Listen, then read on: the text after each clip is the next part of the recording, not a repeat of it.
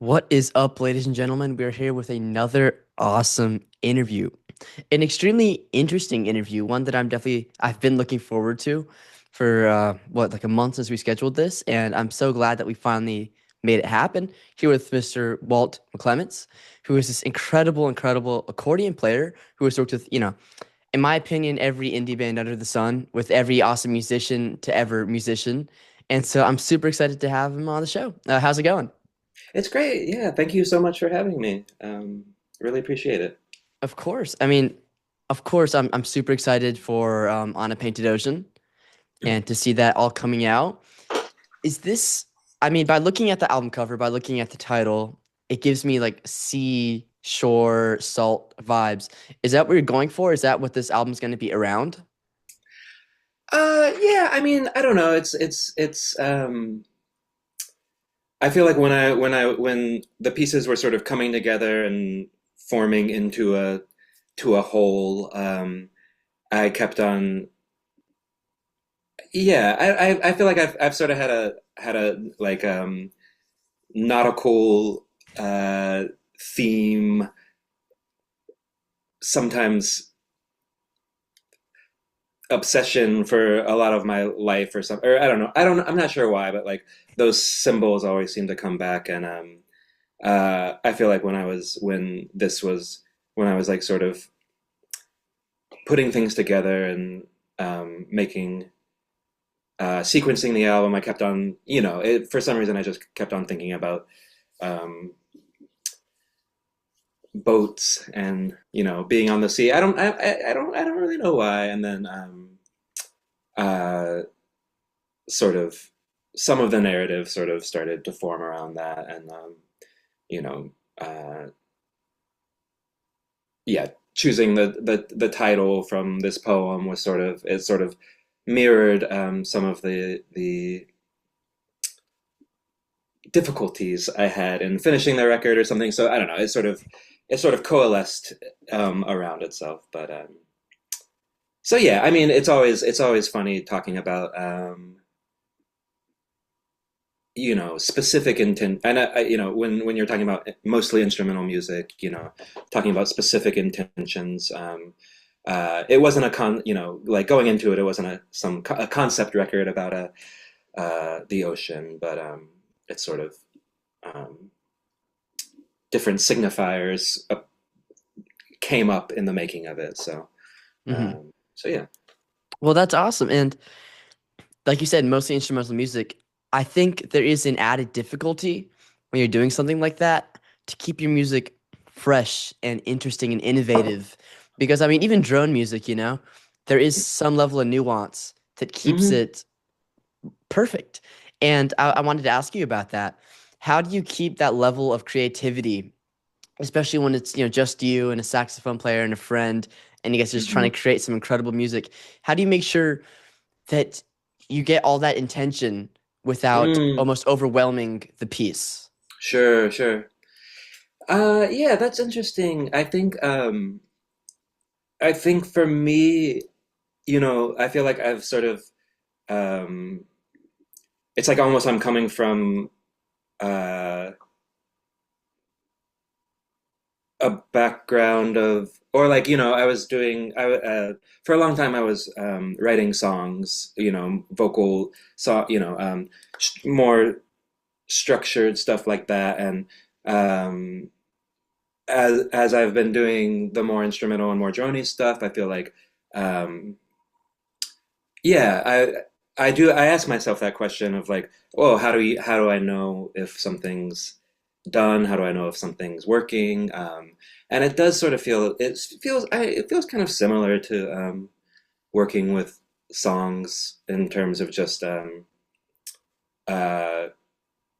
this isn't a great answer. I apologize, but sort of just you feel that click. You're like, okay, this is uh, but that it feels different in this context, and that sometimes, for sure, how to not overwhelm it. I feel like it's been more of a process of um, almost editing, taking things out, letting things breathe. But Yeah. No, I love the way you put it, you know? It's almost like getting that perfect picture because it's Hmm. not done once you take the picture. You got to go into Photoshop and, change little tweak some things here and there. Like I totally Right. get what you're saying. And a lot of these pieces, I feel like I kind of struggled with that because they were longer. Um, I feel like I've always made things in sort of a con more concentrated amount of time, and this I sort of started sketches a long time, like I don't want to say how long ago, but and trying to create, trying to. Some of them were sort of experiments in working with new textures, and I had some new tools, doing more stuff on the computer, less stuff, um, you know, out, and then so yeah, there was sort of the struggle of coming to these sketches after a year and being like, is this is this music? Is this working? What does it need? So yeah, and then at a certain point, um, when I've when the pieces have beat me into submission, I'm like, okay, I think this is done, maybe, or I don't know. So No, yeah, I totally see what you're saying. I think something that you brought up, like, I need to find some more language to say this, but you talked about kind of letting the songs almost marinate, right? Like making hmm these songs, making the sketches of songs maybe a hmm few years back, and then letting it sit and then coming back to it. How do you think your perspective has changed? I mean, from making these sketches and then almost, I don't know if you forgot about them. I know that I certainly would almost forget about them, 2 years on later, and then almost coming back to it with a new mindset. And I'm sure, I mean, so much has happened in these past couple of years with hmm a new collab album with you, touring, hmm wherever and anywhere. Like, yeah, what is that new mindset, and how do you think that kind of changed the music? right, yeah. I mean, uh, I can't say that I would recommend it. I can't say that I'm gonna try. As I start to thinking about the next record, I think I probably will try and work in a more condensed time period. Sure. But you're right. I did forget about what I'd made, and I kept on my mindset actually. Um, because yeah, I guess I'd been working on this a lot in uh, like 2023, I guess. This is terrible. Maybe 2022. Um, and then my mindset was always because then I ended up quite busy on tour with another band, and I think my I would revisit and look at things, but I I would always somewhere in the back of my mind I was always like, oh, I'm gonna start over when I get home. I'm gonna take what I learned from these sketches, and I'm just gonna like make an entirely new record. And then when I did actually like start to go through the files and be like, what was this like? I actually I did forget. I had forgotten a lot of things, and that time distance did. Yeah, it did help me in terms of I was like, oh, this sounds this this sounds great. Like, or I mean, also some of the new things I was doing on this record was doing more processing in the computer, and that's a fairly new thing for me. Uh, I had gotten Ableton and exploring it, and I think uh, you brought up Photoshop, and I was thinking about it similarly. I remember taking like photo classes in high school, and when we got to the digital section, we were mostly still working in the dark room. But getting into the early digital camera and Photoshop stuff, and being like putting one of the filters on, and being like, oh, is this my voice? This is like a you know trying to find a voice within all of this explosion of tools that was now at my like I feel like I work well with limitations and then being like, oh, you could do anything with this sound, but what feels like you? So I think that time, the time uh, between starting it and ending it, coming back to that stuff and being like, no, no, this does sound like this does sound intentional. I was trying to do this, and this is, I don't know, and feeling like I'm taking the first steps into finding a voice within that kind of processing, I guess. Yeah, and I'm so glad you did that because the voice you found is pretty incredibly, incredible and big and warm and almost like the shore coming in and out, like low tide and Mm. high tide. It really is super interesting and creative. It's really funny you bring up the high school art class because, like, similarly, I did a high school art class. No more dark rooms, I'm afraid, but Yeah, like, right. They were th really pushing us out of that even when, yeah, I remember it's it's sad. I love expensive. film so much. Hmm. I loved getting like the little disposable film cameras and just taking it with my friends or whatever. I haven't Hmm. developed any of it, but it's a Right. nice thought. It's almost like the album. It's kind of sitting. I'll do it at some point. Hmm. It's Yeah, yeah. sitting there, you know. Now this is a little bit of a less music oriented question. It's kind of like history oriented question. Hmm. Do you think accordion is a kind of dying art? I mean, because we all know Weird Al, who is like the Hmm. goat accordion player, Sure, sure. and I think that this generation, like my kids my age, 15, 16, don't really have accordion in like if you ask them, name instruments, I don't even think accordion would come up. It's kind of Hmm. one of those like secret stash. It's like a treasure cove that's kind of Sure. hidden away. Um, so do you think that the relevance of accordion has changed throughout these, past maybe decades? Yeah, I mean, I think about it a lot actually. I think in a certain, it's interesting how it's perceived in different countries and different cultures, and um, like, you mentioned Weird Al, which like, yeah, it's like that is that holds a lot of weight in I think in where we are, in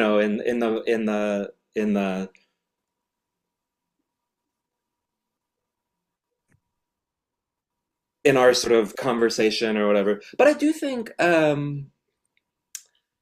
like I'm not worried about the accordion. Uh It's here to Mainly, stay.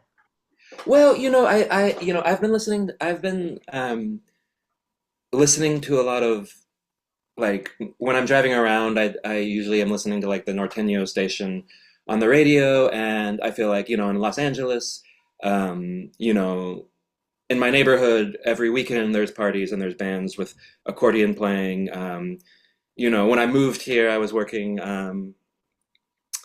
was doing pizza delivery, and I was working at a pizza shop that the all the cooks, they were all younger guys from Mexico City, and I remember one of them talking to me about a chord because he wanted to, like, to him it was like the electric guitar, and I do feel like it's so nice for me to listen to those radio stations because, like, uh, the accordion's on every single song.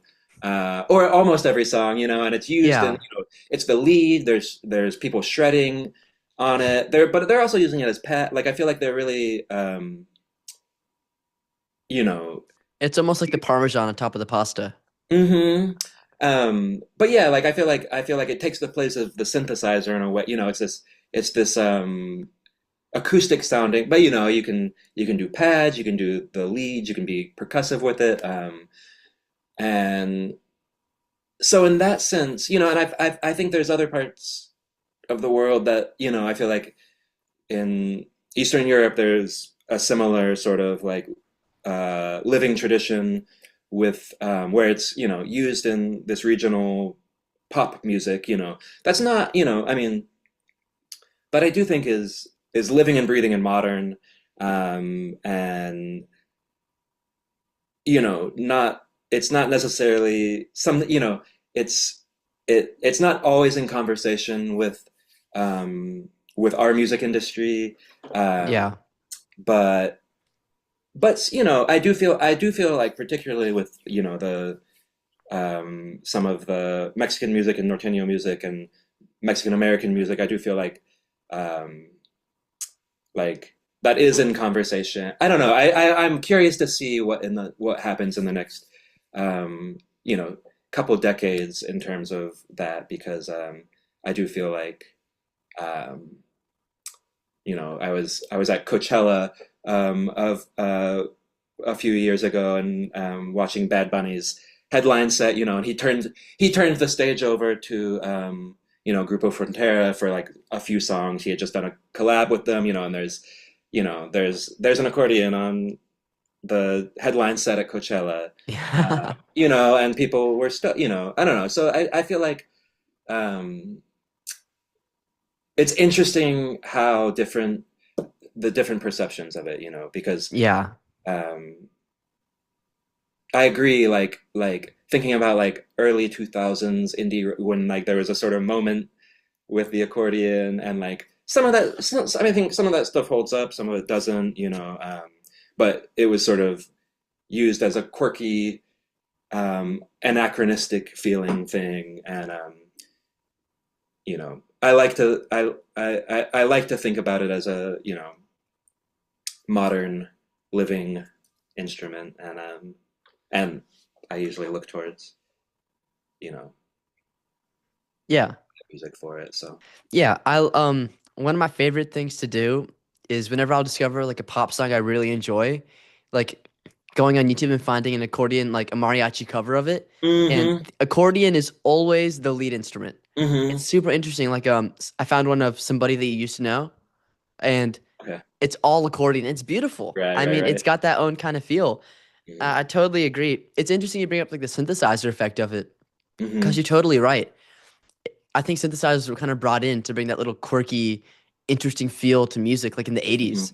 You're And right. then the accordion kind of just it's a more loose version of a synthesizer. Mm-hmm. Synthesizer's like the stockbroker, and the accordion's like your fun pal.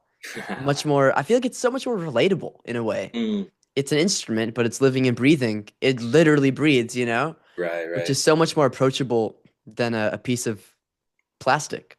Mm-hmm. I think I love that. And I'm so glad you're tapped into to the Mexican music and all that because it really is something special. Mm-hmm. I'm interested though. You talked about some house parties. I know that in Atlanta, I'm in Georgia. Um, our house parties consist of like screamo bands, something Mm-hmm. called emo core and emo violence. So these are all Okay. very maybe not the most approachable bands, Sure. but a lot of fun and definitely the spotlight right now. Like some of these bands are going on tour, which is beautiful to see, like high Mm. schoolers going on tour. Yeah. Yeah. What is that scene in Los Angeles? I've never been. I need to go, Yeah. visit all my friends, visit you. But Mm-hmm. alas, a high schooler Yeah. with Yeah. no money, it's not that easy. But tell me about the Right. scene. Tell me about these house parties. I know that Versus Self are were telling me that they do house parties that are like insane. If you know who they are, they're kind of like emo Okay. screamo, great music. Okay. But I think that's a completely different scene than what you're talking about. So I'd love to hear about Sure. it. Sure. Oh yeah. I mean, when I was mentioning it, it was it's it's just neighborhood like I'm not invited to it's just parties in the neighborhood Yeah, yeah. with mariachi bands, and I mean I've been invited to some, but yeah, in terms of like I guess like house show scene in Los Angeles, yeah, I don't know. I mean, I know there. I mean, I guess it's so big, and I've certainly I mean when I moved here about 10 years ago, and um, more when I first moved here, I was I feel like some of the first communities I was plugged into were sort of these larger punk compounds almost. There's a um, place called like the Church of Fun, which was like an old church that like 20 people lived at, and they would That I sounds think it's still interesting. yeah, it's still around. I feel like they had like the whole that same community sort of had like they were like very good at finding these sort of warehouse spaces and building them out, and uh and those parties were super fun. I feel like lately my experience with it is a little more like um, I guess I've gotten older and there's still uh, these less raucous people who have a nice backyard who are doing shows. So yeah, I feel like it's I'm sure I feel like there must be everything going on uh, in a backyard or in a basement here. So I see a tiny little sliver, and I get to enjoy my neighbors when they hire an amazing mariachi band. So No, that's incredible. Yeah. I think that's like the cool part about that whole state is how vibrant it is. And I love seeing in Atlanta, like I hmm started booking shows and getting to see all these beautiful warehouses get turned into art hmm galleries yeah, and like yeah, abandoned malls get bought out by local artists. It's so hmm beautiful, you know? It's kind of reversing all that like corporate crap that right, has been abandoned and left behind and creating something beautiful out of ruins. Which, I yeah, mean, in a sense, is kind of what music is about, you know? Just mm working with what you got. And, you said you work great with limitations. Well, hmm there's a limitation for you, you know? Like, what can you do with a broken warehouse? right, It's beautiful. yeah, And Bad Bunny, like hmm completely random, but like I don't know if you heard his new album. Maybe not like yeah, new, but it's like what, like a year old? Incredible. yeah, yeah, yeah. It's beautiful, yeah. Yeah, and I think it totally like captures humans, hmm like no matter what language you speak or where you're from or whatever. I mean, it's so beautiful. I love that he brought accordions out to Coachella. hmm Very on brand. Right, right. Um, yeah. Now, Sirens, right? hmm Lead single, incredible song. I couldn't help but notice that I got really strong Swans vibes from it. Oh, interesting. Um, and like Swan's latest record, I think it's out in May or something. Okay.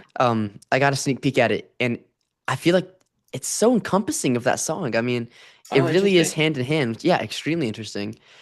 Were you kind of thinking about that, or is that just like a crazy coincidence? I have to admit that I've never done a dive into swans. I'm hurt. Um, and there's a lot of music in the world. I feel like uh I should. What should I start with? No, Should I it's start with it's the record scary. or It's really scary because Mhm. like, a band that has what, like 25 albums Yeah, and they're all like 2 hours long is daunting. right. I would just go at there's an album called The Seer. I think it's from 2000 and something. It's got like a big dog on it. It's some furry animal. It's very Mhm. menacing, and it's got the perfect amount of drone, the perfect amount of like. It may even have some accordion on there. I'm not sure, Okay. but it's got a little bit of everything. I think you should totally check that out. Yeah. Yeah, yeah. What else were you thinking of? Was Sirens a kind of song that just came out? Was it a little bit easier or? Yeah, I mean, I guess that song I had sort of built that bass round, it's like this four-part round, and I sort of wanted to. That's a song that my friend Rachika Nayar helped me with a bit. I was actually thinking about her music. I don't know if you're familiar with her music, but um, I feel like her music has been very influential for me in terms of thinking about how one uses computers and technology. I feel like she really has her voice and composes, and watching her work um, and how she looks at sound and things. I feel like it's always like still grounded in an instrument. I still can feel that, but she manages to sort of explode it out into this beautiful world. So I was thinking about. I actually was like wanting to uh, you know I wanted the song to explode in a way that her songs explode, and Yeah. I was trying to emulate it, and then I think you Um, got it head on. well, then I asked, then I at a certain point, because we had a studio visit uh, at some point while I was trying to finish up the record, and I remember uh, she had great feedback, was very supportive, and she did ask me. She was like, "What about collaboration? She was like, I could hear like a cello on the, or and I remember having a bad answer. I remember, or like afterwards, I was like, that was, I sort of was like, I was like, oh, I just need to finish this, but next record I'll make collaborative, which was after the fact. I was like, why? What? Like that's a weird like. I don't know. I don't really have a hard deadline, and I ended up asking her if she would work on that track. So she did. So uh, she made some beautiful builds and did some, I don't know, she did a lot of extra production work that really, I don't know, I feel like made the song shine. Yeah, yeah, I totally. It feels very organic and down to earth, and there's a climax, which is I love that, and I see that with Swans. I Mhm. love songs where there is something that's building up to, and then it's like really loud. And I heard that some of these sketches are made in like a church organ, and you kind of see that in this song specifically, because it really just is kind of like a church organ, like bellowing throughout the halls. Hmm. Like that's that perfect feeling, and you achieved it head on. Oh, thank you. That really is perfect. You kept talking about these like the computer, like the digitalization and like the computerization of the Hmm. accordion, which is super interesting to me. Is it kind of like you play into a microphone and then you would process it into your computer? Do you have like a Hmm. MIDI accordion, or how does that work? I don't have a MIDI accordion. I have pickups. Uh-huh. So live generally I'm doing just into a pedal board, so guitar pedals. It's possible on this record, I'm on this next tour, I might be. I've got a few weeks to figure out if I'm bringing a computer along and trying to integrate that in. Sure. Not sure yet, but yeah, on the recording process, it's either the pickups, going into the computer, or yeah, sometimes it'll just be microphones, and then yeah, and then processing from there. What's your favorite effect to use? So my secret, which I don't isn't really a secret, but the my favorite um,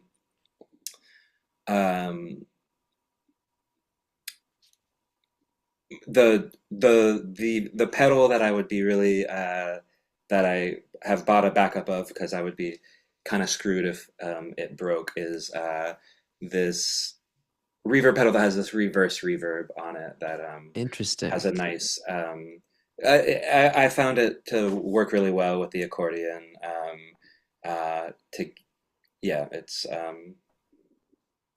yeah, I use it a lot on like the sort of shimmery accordion sound is all this like reverse reverb pedal. Yeah. Um, I think it's one they're not making anymore. I'm sure there must be. I'm just scared that there's not a pedal like it, but I think that My Bloody Valentine, I think he used it a lot also, which makes sense listening to this. Yeah. And Kevin Shields is like the king of effects, in my Hmm. mind at least. Especially Yeah. with like reverby, that's kind of the whole sound. And I Hmm. love that. Do you run your accordion through distortion too? Is that something that like can it handle that? It can. I haven't done it. I haven't done it live. I don't have a yeah, I actually don't have a distortion pedal currently, and I haven't tried it live. I think it could. I mean, it's always a I'm always a little bit concerned about feedback. It's I've got microphones inside the thing, so on a big stage, it's always and a lot of reverb, so there's Yeah. always No, I don't ask that I in like a mean way. I just ask it in like I play a violin. Electric mhm. violins can't really handle that. Like it squeaks and it Right. sounds horrible. Yeah, yeah, yeah. Yeah. I do it. I did do it on. I have used it in the computer. Like putting digital distortion Uh-huh. on things after the fact. And I yeah, I do like how that sounds. What about like autotune? Would you ever do that on your accordion? Oh, interesting. I've never I wonder what that would sound like. My accordion Exactly. is so out of tune. Um, and I'm actually like I might be venturing into trying to get into accordion tuning because there's not a lot of people who do it, and I kind of desperately need a tune up. But auto tune, yeah. Yeah, I I love hearing that and like hmm vocals and guitar. hmm It's super different. I like yeah. it. I wonder what would happen. I'll try it after this call. You might have just Yeah, opened up a new a little epiphany. yeah, That'd be totally. awesome. Yeah. So we're kind of nearing the end of our interview because I don't pay for Zoom. I will never pay for Zoom. Yeah, yeah. And there's like a little, cutoff or whatever. Good to work with limitations. Exactly. Yeah. Exactly. Yeah. Circling back to like a perfect end. Mhm. And this is a new question I kind of stumbled on over the past couple interviews I've done, and I really like it. If you had to describe your music as a baked good, like a bread or a cinnamon roll or whatever, what would you describe it and then why? I'll give you some time to think because there's a lot of options. Right. Interesting. Hmm. I'm gonna close my eyes real quick and try and get into the synesthesia of this question. Yeah, Uh, yeah. And while you're doing that, I'll say I know what I think it is in my oh, mind. interesting. Yeah. Um,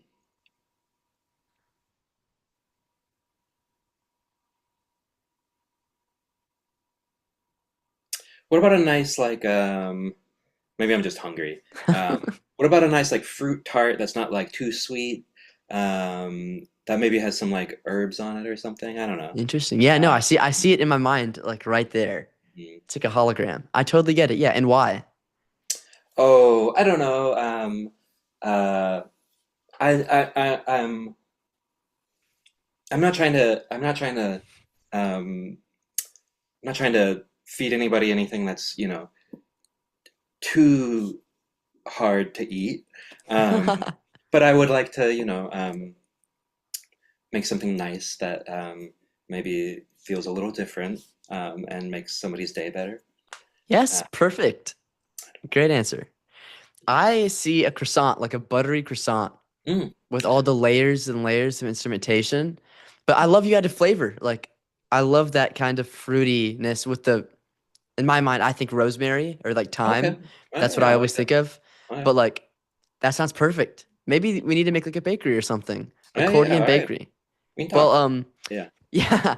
Well, thank you again for this interview. It has been Thanks a so much for pleasure having speaking to me. you. Of Really course. appreciate having me. Yeah, and Uh, if you ever want to come to Atlanta, I will book you the best venue in Atlanta. all Okay? right. I might take you up on that. Um, Yeah. I'm actually, I've actually been thinking about Atlanta We recently would because love to see you. I used to live in New Orleans and would go up there a lot, and Yeah. I feel a little out of I'm not I don't really have very many contacts there anymore. So Yeah. I was like, where would I play in Atlanta? So Well, there's a venue that my label's working with, and okay, they always have like the most incredible noise musicians come. okay, Always touring musicians. It's like a mm, 175 cap. okay. Hey, if you want to do it, send me an email. I'll make it I'll shoot work. you an email for sure. Of For course. sure. Well, you have a perfect day, and hopefully we'll talk soon. Yeah. Thanks so much.